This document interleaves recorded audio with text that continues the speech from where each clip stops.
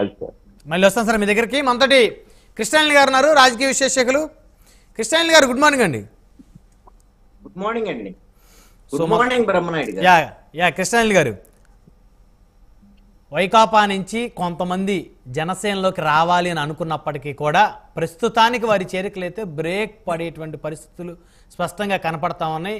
వారిని లోతుగా వారికి సంబంధించినటువంటి బ్యాక్గ్రౌండ్ని వెరిఫై చేసిన తర్వాత వారికి ఎలాంటి వ్యక్తిగత స్వార్థం లేదు అని నిర్ధారించుకున్న తర్వాత మాత్రమే వారిని జనసేనలోకి తీసుకునేటువంటి అవకాశం ఉన్నట్లయితే తెలుస్తోంది. అయితే వ్యక్తిగత స్వార్థం లేని వ్యక్తులు రాజకీయ నాయకులు ఎలా అవుతారు అనేది నాకు అనిపిస్తూ ఉంది. ఏమంటారు? బ్రహ్మనాయుడు గారు, మీకు ప్యానల్ మెంబర్స్ అందరికి కూడా నమస్కారం.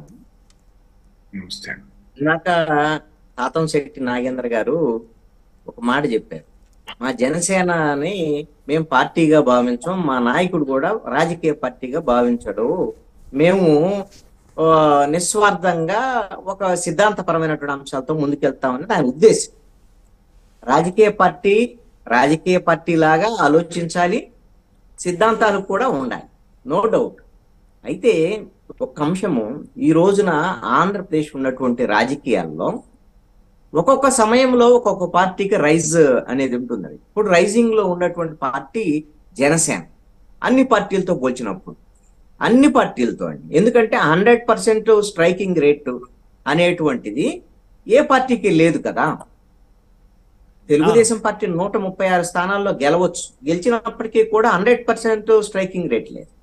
ఆ విషయంలో జనసేన ముందు, దాంట్లో ఎటువంటి సందేహం లేదు. ఇదే జనసేన, ఇదే సిద్ధాంతాలతోనే ప్రారంభమైనటువంటి జనసేన 2019 ఎన్నికల్లో ఏ విధమైనటువంటి పరిస్థితిని ఎదుర్కొన్నది?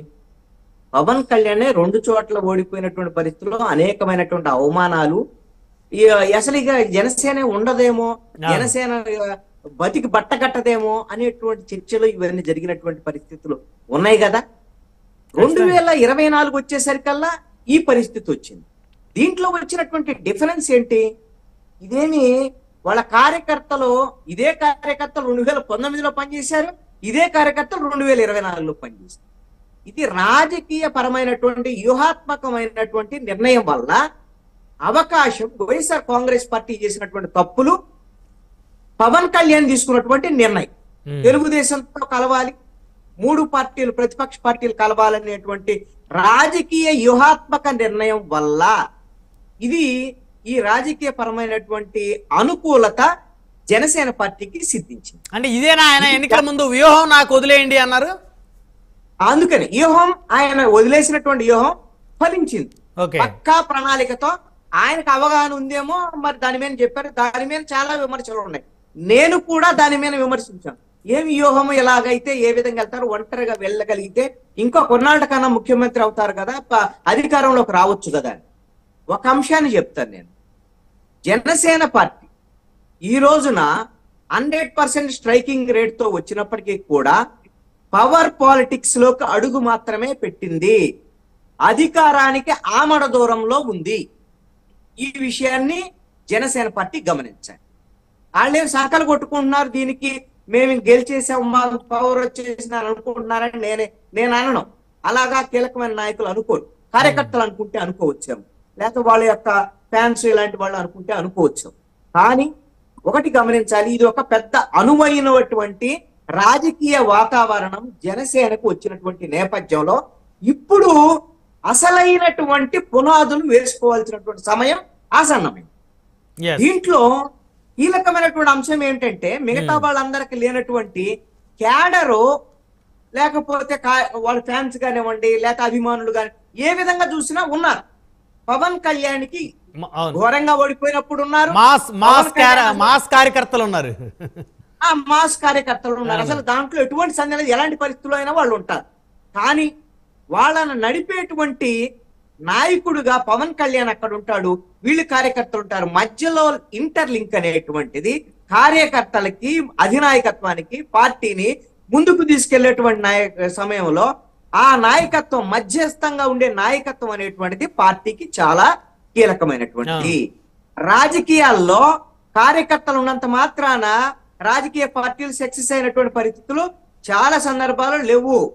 మీరు గమనించాలి 2019 అందుకనే ఉదాహరణ చెప్పాను. జనసేన పార్టీకి అప్పుడు ఇప్పుడు ఒకే తరహా కార్యకర్తలు ఉన్నప్పుడు అటర్ ఫ్లాప్. ఇదే తెలుగుదేశం పార్టీ భారతదేశంలో నాకు తెలిసి అయితే cadre based party Telugu Desam party. వాళ్ళు క్యాడర్ విషయంలో చాలా జాగ్రత్తగా సభ్యత్వంగానే వ్యవహారం ఇవన్నీ చేస్తారు. మరి 2019 ఎన్నికల్లో ఘోరమైనటువంటి ఓటమి, అది తెలుగుదేశం పార్టీ చరిత్రలో అంత ఘోరమైనటువంటి ఓటమి ఎప్పుడు రా. మరి అదే తెలుగుదేశం పార్టీ 2024 వచ్చేసరికి వాళ్ళు గెలిచింది. మరి అంటే ఇది రాజకీయ అనుకూలత మాత్రమే. అంటే క్యాడర్ ఉన్నంత మాత్రాన మొత్తం పార్టీ పూర్తి స్థాయి బలంతో అధికారానికి దగ్గరగా రాగలదు అని చెప్పడానికి కూడా లేదు. అందుకు ఇప్పుడు ఉన్నటువంటి పరిస్థితుల్లో జనసేన చెప్పేటువంటిది ఏంటి, తమకున్నటువంటి నాయకుల్ని వాళ్ళని బలమైనటువంటి నాయకులుగా తయారు చేసుకోవటం అనేటువంటిది ఒక, ఎలాగా ఎవరైతే నియోజకవర్గాల స్థాయిల్లో ఇప్పుడు అధికార ప్రతినిధులుగా కానివ్వండి, లేకపోతే అక్కడ ఉండేటువంటి నియోజకవర్గ స్థాయిలో పనిచేసేటువంటి నాయకులుగా, వీళ్ళని నియోజకవర్గ స్థాయి నాయకులుగా తయారు చేసుకోవటం. ఇక్కడ ఒక చిన్న ఇబ్బంది ఉంది కృష్ణారెడ్డి గారు. తెలుగుదేశం అదేవిధంగా వైఎస్ఆర్ కాంగ్రెస్ పార్టీ నాయకులతో కంపేర్ చేసుకుంటే ఇక్కడ అధికార ప్రతినిధులు కానీ లేకపోతే నియోజకవర్గ స్థాయిలో ఉన్నటువంటి నాయకులు కానీ ఆర్థికంగా జనసేన పార్టీ చాలా చిన్న వ్యక్తులు వారందరూ కూడా. సో అది పెద్ద సమస్యగా మారుతుంది. ఎక్సలెంట్ పాయింట్ అండి. రాజకీయాలకు కావాల్సింది అద్భుతంగా మాట్లాడటమో మేధావితనమో తెలివితేటలో ఇవి మాత్రమే కావు. ఇవి లేకపోయినా పర్వాలేదు, కానీ ఆర్థిక పరమైనటువంటి వెసులుబాటు ఉండాలి ఒకటి. రెండోది నాయకత్వ లక్షణాలు ఉండాలి, నలుగురిని కలుపుకొని వెళ్ళగలిగినటువంటి పరిస్థితి ఉండాలి. సబ్జెక్ట్ అయింది వ్యవహారం అవన్నీ పార్టీ నాయకత్వం ఇస్తుంది, దానికి సంబంధించిన వాళ్ళు చెప్పింది చేసుకుంటూ పోయినా నాయకుడు అవుతారు. అందుకని ఇప్పుడున్నటువంటి పరిస్థితుల్లో ఈ రెండింటిని ఆర్థిక పరమైనటువంటి వెసులుబాటు, నాయకత్వ లక్షణాలు, నలుగురిని తలతో కలుపుకొని నడవగలిగినటువంటి నాయకత్వ లక్షణాలు ఉన్నటువంటి వాడు కావాలి. అందుకు ఏం చేయాలి, ఇది బెస్ట్ ట్రాన్స్ఫార్మింగ్ టైం అండి జనసేన పార్టీకి. మీరు ఒక అంశాన్ని గమనించండి, మాకు ఆ పార్టీలో వాడు ఈ పార్టీలో వాళ్ళు వద్దు, వాళ్ళకి స్వార్థం ఉండకూడదు, వాళ్ళకి వ్యక్తిగత, మీరు ఒక్కటే పాయింట్ లో చెప్పేశారు. అసలు రాజకీయ నాయకుడు స్వార్థం లేనోడు లేడు. స్వార్థం అంటే అర్థమైంది, నేను ఎమ్మెల్యే కావాలి, నేను మంత్రి అవ్వాలి, నేను ముఖ్యమంత్రి అవ్వాలి. అమ్మ రాజు స్వార్థం, రాజు లేకపోతే అసలు రాజకీయాలకు పనికిరాడు, ఆ స్వార్థం ఉండాలి. అంతేగాని నేను త్యాగం చేస్తా, నేను సైలెంట్ గా ఉంటా, నాకు ఎమ్మెల్యే సీట్ వద్దు, లేకపోతే నాకు ఏ పదవి వద్దు అంటే మరి అది రాజకీయాల్లో వర్కౌట్ అవుతుంది కదా, అది సాధ్యమయ్యే పని కాదు. అలాంటప్పుడు ఆ విధమైనటువంటి ఇప్పుడు వైఎస్ఆర్ కాంగ్రెస్ పార్టీ ఘోరమైనటువంటి ఓటమి తర్వాత వైసీపీలో ఉండేటువంటి మొన్న నాయకులు, వాళ్ళు ఎమ్మెల్యేలుగా ఉన్నటువంటి వాళ్ళు, గతంలో యాక్టివ్ గా ఉన్నటువంటి వాళ్ళు, వివిధ కారణాలతో సీట్లు రానటువంటి వాళ్ళు, అవమానాలకు గురైనటువంటి వాళ్ళు ఈ రోజున జనసేన వైపు చూస్తున్నారు. ఎందుకు? జనసేనకు భవిష్యత్తు ఉంది, భవిష్యత్తులో ఎదిగేటువంటి పార్టీ జనసేన. నాయకత్వ స్థానాల్లో ఖాళీగా ఉంది అక్కడ. కాబట్టి ఇక్కడికి వచ్చి పని చేస్తే మనం నాయకులుగా ఎదగొచ్చు అనుకోండి. పోటీ లేదు, నియోజకవర్గ ఇన్ఛార్జీల పదవులకి పెద్దగా పోటీ లేదు, అక్కడ కుర్చీ ఖాళీగా ఉంది, ఈజీగా ఖర్చు చేయొచ్చు, కాస్త కష్టపడితే వర్కౌట్ అయిపోయింది. అవును, ఇప్పుడు వాళ్ళు సక్సెస్ అవుతారు, అదే విధంగా జనసేనకు కూడా నాయకత్వ బలం అనేటువంటిది ఏర్పడేదానికి అవకాశం ఉంది. పోనీ ఈ నియోజకవర్గ స్థాయి ఎమ్మెల్యేల క్యాండిడేట్ల స్థాయితోనే సరిపోతుందా పార్టీ బలం? సరిపోదు. ఎందుకు?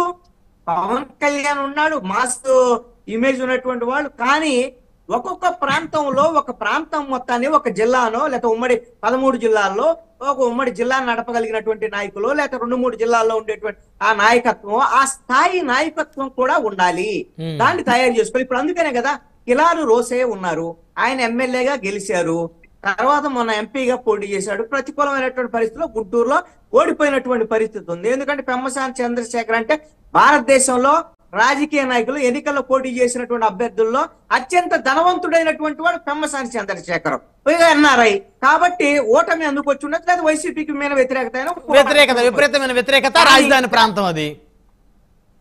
కిలారి రోసయ్య మీద వ్యక్తిగతమైనటువంటి ఆ పెద్ద విమర్శలు మిగతా వైఎస్ఆర్ కాంగ్రెస్ పార్టీ వాళ్ళతో పోల్చినప్పుడు లేవు. నేను ఎందుకు ఒక ఉదాహరణ కోసమే కిలార్ రోసి అని చెప్తున్నా. అలాంటప్పుడు కిలార్ రోసికి శిల పరీక్ష చేయాల్సినటువంటి అవసరం లేదండి, శీల పరీక్షలు చేయాల్సిన అవసరం లేదండి. ఎందుకంటే అలాంటి లీడర్ వస్తే, సపోజ్ గుంటూరులో లీడర్లు ఉన్నారు, లేరంట, ఉమ్మడి గుంటూరు జిల్లా, అదనంగా ఈయన ఒకటి చేరేదానికి అవకాశం ఉంది. ఇది ఒక అంశం. రెండవ మళ్ళీ గతంలో ఇలాంటి వాళ్ళు ప్రజారాజ్యంలో ఉన్నారు, ప్రజారాజ్యంలో పనిచేశారు, మెగా కుటుంబం కోసం ట్రావెల్ చేశారు వీళ్ళు. ఎస్, మీరు ఇందాక స్పష్టత ఇచ్చారు, దాని మీద నాగేంద్ర గారు కూడా క్లారిటీ ఇచ్చారు. కాబట్టి మెగా కుటుంబంతో అది ఫ్యాన్స్ పరంగా కానివ్వండి, యువత పరంగా గాని, రాజకీయ పరంగా పిఆర్పి పరంగా గాని కొనసాగినటువంటి వాళ్ళందరినీ కూడా ఒక్కసారి మళ్ళీ గరువాపసి పిలిపి ఇవ్వటం అనేటువంటిది మొదటి నిర్ణయంగా ఉంటే మంచిదేనే నా అభిప్రాయం కూడా. ముందు వాళ్ళందరినీ మన ఇంటికి రండి, మీరు ఫస్ట్ తిరిగి రండి అని వాళ్ళు వస్తే వాళ్ళకి ఫస్ట్ ప్రయారిటీ ఇవ్వటం అనేది. ఎందుకంటే వాళ్ళకి తెలుసు ఈ ఇంట్లో ఎలాంటి వాతావరణం ఉంటుందో, వాళ్ళు తొందరగా ఇక్కడ మింగిలి కాగలరు. వాళ్ళు ఇప్పుడు మంచి మంచి స్థానాల్లో ఉన్నటువంటి వాళ్ళు కూడా వివిధ పార్టీల్లో ఉన్నటువంటి వాళ్ళు ఉన్నారు, వాళ్ళని తెచ్చుకునేటువంటి ప్రయత్నం చేయాలి. రెండవ ఉదాహరణ కింద చెప్తున్నాను, బాలినేని శ్రీనివాసరెడ్డి. ఈయన ఒంగోలుకు సంబంధించిన మాజీ మంత్రి, ఒక గట్టిగా ఆర్థిక పరమైనటువంటి మంచి ఇది ఉన్నటువంటి ఆయన కూడా జనసేన పార్టీ వైపు చూస్తున్నారు, జనసేనలో చేరాలనేటువంటి ప్రయత్నాల్లో ఉన్నారు అనేటువంటి ఒక చర్చ జరుగుతుంది. గతంలో కూడా ఇప్పుడు మన ప్రభుత్వం ఉన్నప్పుడు కూడా ఆయన ముఖ్యమంత్రితో విభేదించడం, ముఖ్యమంత్రితో అనేకమైనటువంటి ఇవన్నిటి నేపథ్యం, ఇవన్నిటితో పవన్ కళ్యాణ్ కూడా బాలినేని శ్రీనివాసరెడ్డి విషయంలో అంత పెద్ద వ్యతిరేకత ఉన్నటువంటి వాడేం కాదు, ఇద్దరికి కామన్ ఫ్రెండ్స్ ఉన్నారు అనేటువంటి దాని మీద. అయితే ఇక్కడ ఒక అంశం ఏమిటంటే, బాలినేని లాంటి వాళ్ళు రావటం అనేటువంటిది పార్టీ పరంగా ఒక పెద్ద చర్చకు దారి తీసేదానికి అవకాశం ఉంటుంది. వైసీపీకి కుదుపైంది, జనసేన పార్టీకి బలం అవుతుంది, జిల్లాలో బలం అయితే. అవును, ఆ జిల్లా ప్రకాశం బాగా వీక్ గా ఉన్న జిల్లా కాబట్టి రాజకీయ పరంగా మాత్రం కొంత ఇబ్బందులు ఎదుర్కొనే దానికి, విమర్శలు ఎదుర్కొనే దానికి అవకాశాలు ఉండవచ్చు. ఎందుకంటే వైసీపీ అధికారంలో ఉన్నప్పుడు అక్కడ భూ కుంభకోణాలకు పాల్పడ్డటువంటి ప్రధానమైనటువంటి ఆరోపణలు బాలినేని శ్రీనివాసరెడ్డి మీద ఉన్నాయి. అయితే ఇలాగైనా మనం గమనించుకుంటూ పోతే రాజకీయ నాయకులు పవర్ లో ఉండేటువంటి వాళ్ళు, మంత్రి పదవిలో ఇంకో పదవులు చేసిన వాళ్ళ మీద ఆరోపణలు లేకుండా ఉండవు. కానీ వాళ్ళు ఒక్కటే, మొన్న నాగేంద్ర బాబు చేసినటువంటి ఒక ప్రకటన నాకు నచ్చింది. అదేంటి అంటే, ముందు బేసిక్ గా గతంలో జనసేన మీద, తెలుగుదేశం మీద కేసులు పెట్టి వేధించినటువంటి వాళ్ళకి మాకు అభ్యంతరం లేదు, మేము చేర్చుకోవటానికి వైసీపీ వాళ్ళైనా. ఇది ఒక బేసిక్ థియరీ. అజాత శత్రువులు మంచి వ్యక్తిత్వం ఉన్న నాయకులకి ఇమీడియట్ గా అకామిడేట్ చేసే అవకాశాలు ఉన్నాయేమో మరి. అంతే, ఇప్పుడు వాళ్ళకు ఒక క్లారిటీతోనే ముందుకెళ్లేటువంటి ప్రయత్నం అయితే జరుగుతోంది. నేనంటాను, ఒక కీలకమైనటువంటి నాయకులు, బలమైనటువంటి నాయకుల్ని త్వరితగతిన తెచ్చుకొని త్వరితగతిన పార్టీని బలోపేతం చేసుకోవడానికి ఈ 5 సంవత్సరాలని వినియోగించుకునేటువంటి ప్రయత్నం ఆల్రెడీ ప్రారంభమైంది.